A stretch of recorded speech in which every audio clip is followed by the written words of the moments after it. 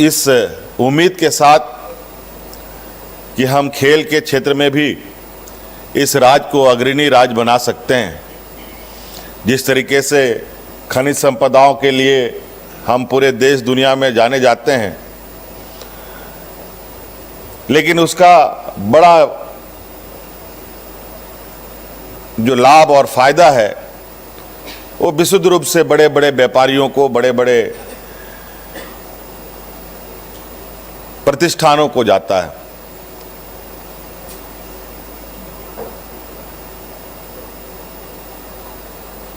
लेकिन हम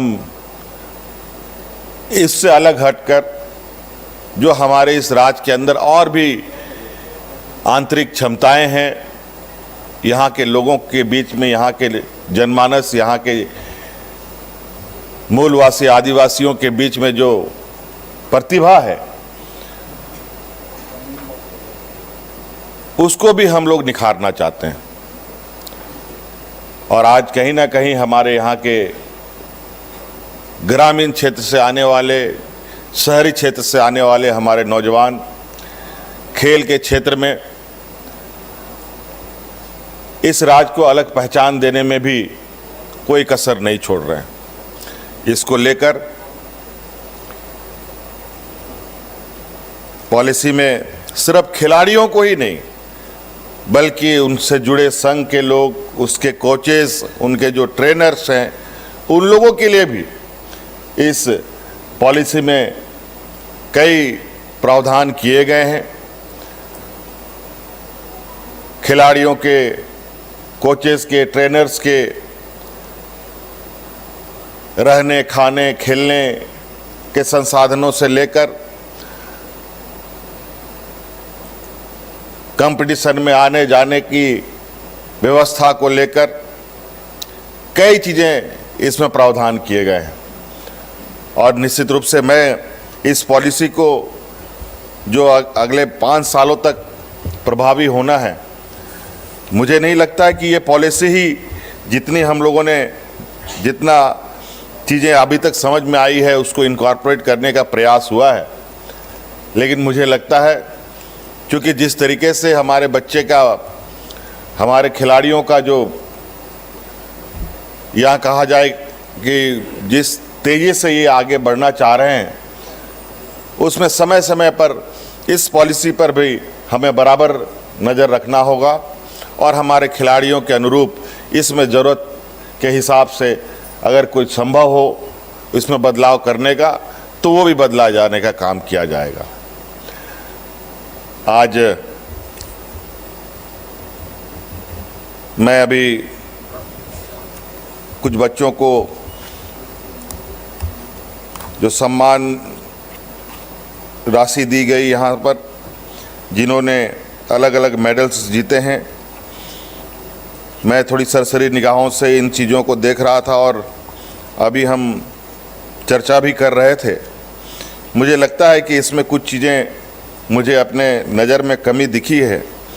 जो सम्मान राशि वगैरह की जो समानताएं हैं, जो चीज़ें हैं जिस तरीके से बनाई गई हैं, उनमें मुझे लगता है कि कुछ बदलाव करने की आवश्यकता है। और मैं आज इस बात को विभाग को कहना चाहूँगा, उसमें आवश्यक संशोधन करने हेतु आपने जो सम्मान राशि इसमें कहीं 15,000, कहीं 20,000, कहीं 25,000, कहीं 7,000 इस तरीके से लिखे हैं। इस सम्मान राशि को न्यूनतम 50,000 रुपये तक करने का आप लोग काम करें और उसके ऊपर जो जिस तरीके से लोग बच्चे मेडल जीत के आएंगे उसके अनुरूप इसका आकलन करते हुए इसको पुनः इसकी समीक्षा करें और मिनिमम कम से कम हम अपने बच्चों को 50,000 रुपये तक का सहायता राशि उपलब्ध करा पाएँ। ये मुझे अभी पहला ये में देखने को मिला है। और इसके अलावा जो संसाधनों की आवश्यकता होगी उस पर भी हम लोग आने वाला समय में ध्यान देंगे। और अभी आपको पता ही है कि कई स्टेडियम्स बन रहे हैं, कई खिलाड़ी हॉकी खिलाड़ियों के लिए कई एस्ट्रोटर्फ युक्त स्टेडियम लगभग कई जगह तैयार भी हुआ पड़ा है, लेकिन इसमें थोड़ी सी गति देने की आवश्यकता है। और अभी हम लोग कुछ चर्चाएं भी कर रहे थे कि खिलाड़ियों की उम्र का भी एक बहुत बड़ा इसमें प्रभाव दिखता है। 1-2 मेडल जीतने के बाद, एक उम्र सीमा के बाद, वो फिर उसकी जो आगे बढ़ने की जो रास्ते हैं वो बंद होने लगते हैं। उसका आने वाला भविष्य कैसे इसमें सुरक्षित रहे, उसके प्रति भी हम लोग थोड़ी सी गंभीरता से विचार कर रहे हैं। और यहाँ तक कि हम स्कूलों में भी आने वाला समय में स्पोर्ट्स एक्टिविटीज़ कैसे हो, इसको सुनिश्चित करने का भी हम प्रयास कर रहे हैं।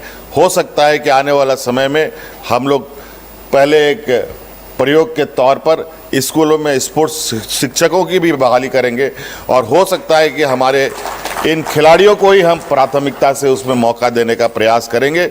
ये हमारे मनसा है, हमारी सोच में है। अभी इस पर हम लोग काम कर रहे हैं।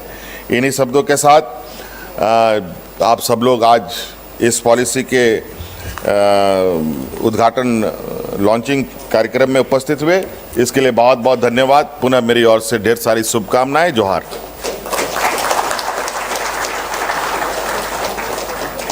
आपके संबोधन के लिए, शुभकामनाओं के लिए, आशीर्वचनों के लिए